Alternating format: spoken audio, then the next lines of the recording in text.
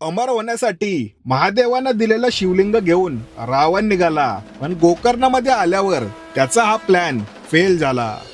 जगातलं एकमेव शिवलिंग जे साक्षात महादेवानं रावणाला दिले ते पाहण्यासाठी लुंगी नेसून आम्ही गोकर्ण मधल्या महाबळेश्वर मंदिरामध्ये पोहोचलो.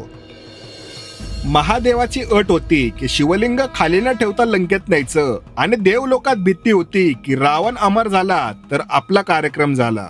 गणरायानं लहान मुलाचं रूप घेऊन रावणाकडून ते शिवलिंग घेतलं आणि गोकर्णमध्ये ठेवलं.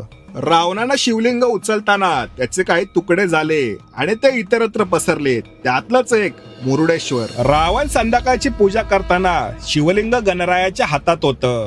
गणरायानं सांगितलं, मी 3 वेळा आवाज देणार, जर तू नाही आला तर शिवलिंग खाली ठेवणार. त्याच शिवलिंगाचा एक भाग मुरुडेश्वर मध्ये आहे. इथली महादेवाची मूर्ती इतकी उंच आहे की पाण्यामध्ये मासे पकडण्यासाठी गेलेले जहाज फक्त किनाऱ्याचा अंदाज घेण्यासाठी या महादेवाच्या मूर्तीकडे पाहत असतात.